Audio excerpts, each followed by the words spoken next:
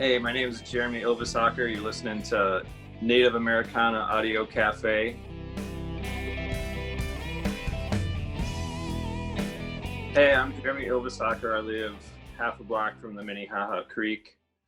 I play a bunch of music around town. I've played with Keith a bunch. It's been a complete riot. I know you produce a lot, and we'll get into your work with Annie. Maybe you could talk about that. Working with Annie on her record. Yeah, it was great. I just saw her play a couple of times, and the second time she just invited us to sit in. It was on that Line 3 protest, is that what it was, at the Heart of the Beast Theater. But she's just so powerful, like I don't know. I just feel like when she's playing, it's coming from above and then through her. Anyway, she asked me to contribute to a recording, and we did a couple of days, and then after that she asked me to produce it, so I just kind of helped shape the tunes and add little details and get it mixed in a kind of three-dimensional lush way. It's been amazing to get to know her and her family. We went to go visit a place too up at Sparta Sound, Rich Madsen's studio. I noticed when you produce music, you do a kind of something that's neat. When you have somebody play your song, you don't play your guitar, nothing. You just kind of listen with your eyes closed to the whole song. Why do you do that, Jeremy? I just want to know. I just want to see. I don't know. I want to watch the song, I guess. Yeah. I don't want to add anything it doesn't need, but I also want to give it everything it deserves, How about a song today? You got something all strung up, ready to lay down a little track for us? Yeah, there's this song I wrote for my dad. It's called Blues for John. Let's see, you can see the guitar. There we go.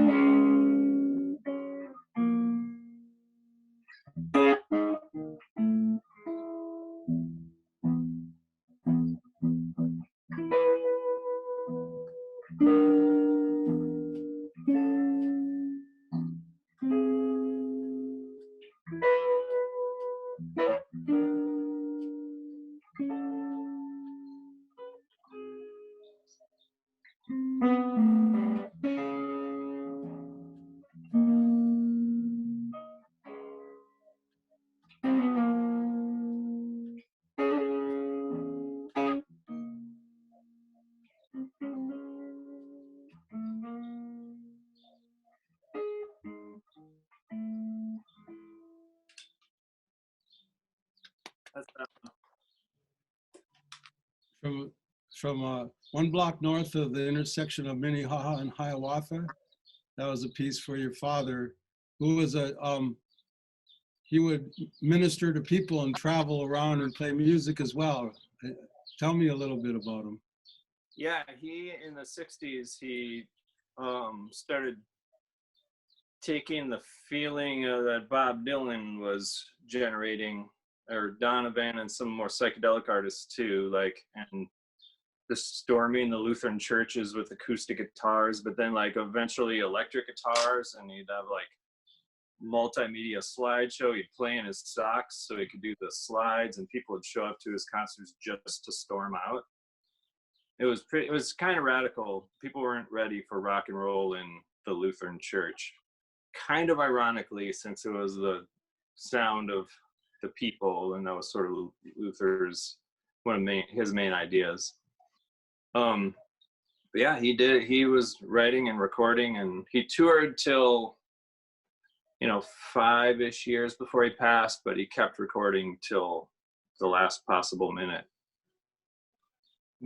When did you get your first guitar? From him, or how did he influence you, show you your first chords?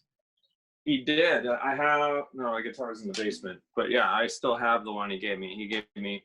It was this Baldwin. It was a 12 string at first, and but he had already put a Bigsby tremolo in it. So it was just, now it's going to be a 6-string. And then I just decided that, of course, if I'm going to play electric guitar, it has to be red. So then we stripped it and stained it red. And yeah. How are you coping these days? Are you walking out by the falls? Do they allow you to, or? Kind of. It's a little bit busy there. We wind up walking the dog like just through the neighborhoods and, you know, on the sidewalks and leaving a bunch of room, because it is so nice by the creek there that it's just really dense. It's hard to, I don't know. It's just more peaceful also where it isn't crowded. But, you know, you still see people, you still see neighbors from, you know, from their porch or whatever, and you can still talk and still kind of be in touch. It's a lot better than this Zoom business, you know. But I had my first big family, like, I think it was Zoom or one of those platforms, with like relatives from New York and Norway and Portland, and we remembered my Aunt Christy together, and it was like amazing and a little bit painful. I don't know. I've been teaching online too. It just doesn't, you can't play together. There's just like the interactions got a little, you'd have to wait. It's okay in a couple of ways, but yeah, you can't overlap your ideas, you know. People don't know, but you're a guitar instructor. That's what you've been teaching, right? Yeah. Tell us about your instruction like that. Like, we're all kind of inventing, and like even me, I just got Zoom last week, you know, and some of the anxiety of handling technology, and I know a lot of teachers in the art are having troubles too with students connecting. I'm not sure about music instruction. It's okay. It's different. Since you can't play at the same time, there's just like different, it turns into a conversation about art a little bit, you know. And now the students are accountable for their own sense of time and time feel, because I can't like back them up. There's not a whole lot of like noodling anymore, that's usually when you learn a lot, is when you're not trying to learn, you know. Also, I realized that I was writing everything down for people because it would just go faster. So now people are learning the written language of music better. How about the other art projects you're involved in is video? I know you do a lot of video. Yeah, that's what yeah, ever since we got kind of locked down here, I haven't been playing guitar really at all other than teaching. I've been doing a little bit of visual art and mostly like finding unfinished ideas that are on hard drives and trying to just clear out the old brain closet, you know. And I don't know, it's good. I played a little bit yesterday. My friend Marty does a nightly thing from his basement where he just improvises for an hour, and we tried a thing where he called me and I played over the phone, and it sounded horrible, but it was so great. It sounded horrible in this like uniquely terrible modern way that like, but our communication was still, our old friendship was still there. So I don't know, it was pretty thrilling. So I might be back to liking to play my instrument again, you know. We talk a lot about alchemy, kind of like what you just talked about, that connection and the creation of a new sound, and not fearing it, you know, not being afraid of it. And I felt we've done some of this alchemy live, where we create it with a flute or guitar or voice, and you create the atmosphere with a guitar. Those are some of my favorite musical experiences, because they're just like, they can only happen that way, and they can only happen with those people. And then they're just like, you witnessed it or you didn't, and you had your own impression of it. So it's just, I don't know. I would love to do more of that, but I don't know if it's putting a bird in a cage, you know.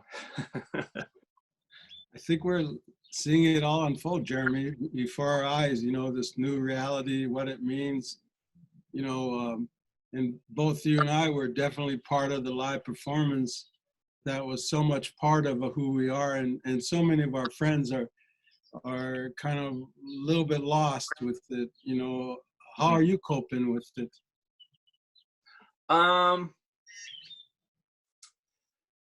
You know, that's a good. I've been avoiding the live streams. Like, it doesn't feel right. It's like you can hear a studio recording and hear somebody sing, and they can be lost in their own imagination and get it right. Or then there's the connecting with the audience. But the halfway between, where there's like they're performing for somebody that they can't see, it's just a strange moment that I'm not ready for as a participant, you know. I watched a couple, and they were awesome, and they were beautiful, and I'm psyched for my friends who are actually doing it. But yeah, it'll be a minute. You know, and what I think a good president, it'll maybe create musicians should be volunteering anyways, wherever they are on the spectrum, you know, and so if this makes them feel less guilty about where they are, we should carry it into the present tense. Sometimes they say the only thing you have in a crisis situation is the integrity that you bring into it, is that's what you come away with. And so we as artists, we got to remind people, you know, and I think too, like, I've always been kind of hard on appropriating a situation. And so to me, this feels sincere. You know, I'm reaching out to your friend here in Minneapolis, and what you have to offer is good for people. So keep on playing, you know, pick up that guitar and keep playing. Yeah, well, I appreciate that, man. And likewise, like, it just, I mean, as soon as you popped on my screen, I got so happy. Jeremy, tell me about this video that you created, the song that I'm going to write over someday anyways. So tell me about that song. I love it. And then cue us up. Okay, our friend Ingrid Wisey made the video for that. But yeah, that's a song. I just started, it was supposed to have words, and like I got stuck on the words, and this keeps happening to me where like the music itself says what I want to say with words better than I could come up with. So then like I just take one of the key phrases, and that becomes the title. And then it just sounds better when I play it than when I sing it. So it became an instrumental. Hey, my name is Jeremy Ylvisaker. The song is called Cry On.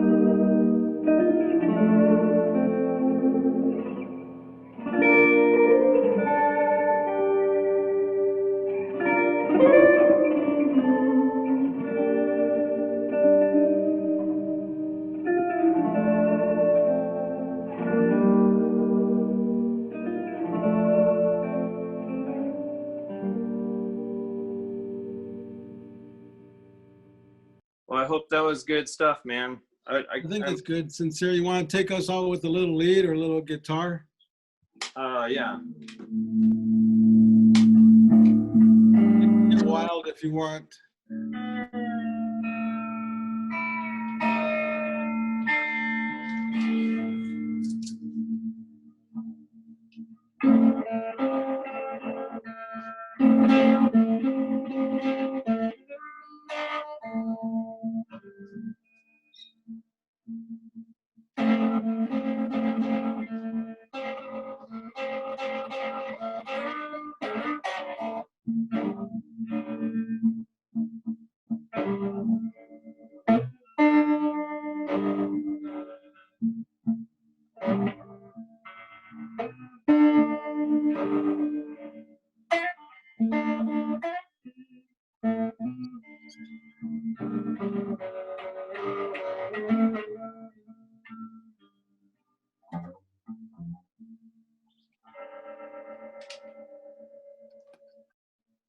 That was Jeremy, time. say hello to Annie, okay? Yeah, for sure. Right now, just say, hi, Annie, how you doing? Oh, right on. Hey, Annie, what's going on? Hey, David. All right, thanks. You can, Shannon. all right. Then let's just talk by phone sometime here in the next few days. That sounds awesome. Okay, it was good to talk to you. YouTube. Okay. All right. See ya. See you.